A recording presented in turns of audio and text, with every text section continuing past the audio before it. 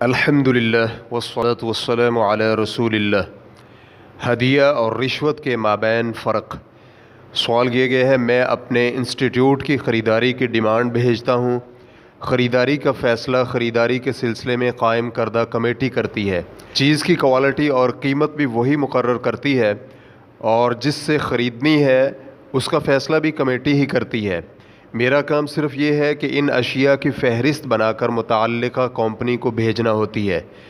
جب کوئی ڈائری یا سالانہ کیلنڈر یا کوئی قمیص وغیرہ بطور ہدیہ دیا جائے تو کیا میرے لیے یہ ہدیہ قبول کرنا جائز ہے؟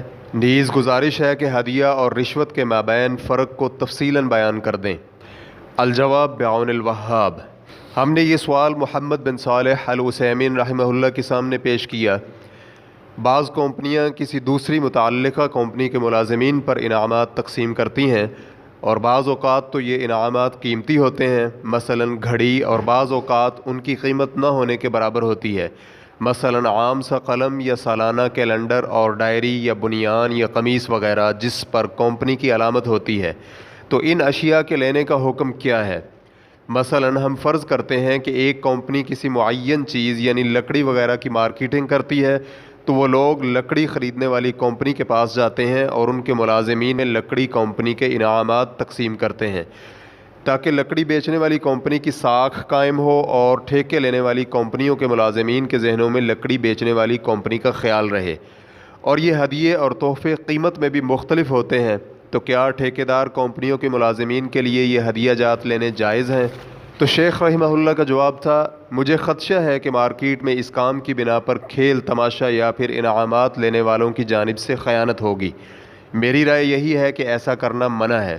شیخ سے ایک اور سوال کیا گیا، کیا یوں کہا جا سکتا ہے کہ جب کمپنی یہ انعامات سب لوگوں کے لیے بلا تفریق تقسیم کرے، مثلا ڈائری وغیرہ، تو یہ ممکن ہے کہ وہ حاصل کر لیں، اور جب کمپنی چند خاص لوگوں کو دے یا پھر کافی قیمتی اشیاء ہدیہ کریں تو وہ اسے حاصل ہی نہ کریں؟ تو شیخ رحمہ اللہ کا جواب تھا، ہم یہی فتویٰ دیتے ہیں، لیکن مارکیٹ میں کھیل تماشا بننے کا خدشہ ہے۔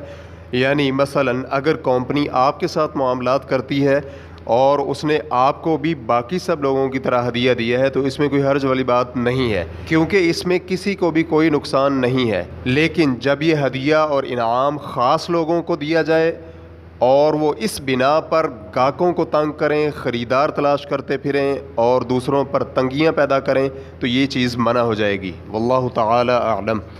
اسلام کیو اے ریکارڈنگز، مؤسسۃ الشیخ محمد صالح المنجد، المملکۃ العربیۃ السعودیہ، فتویٰ نمبر 3871۔ والسلام علیکم ورحمۃ اللہ وبرکاتہ۔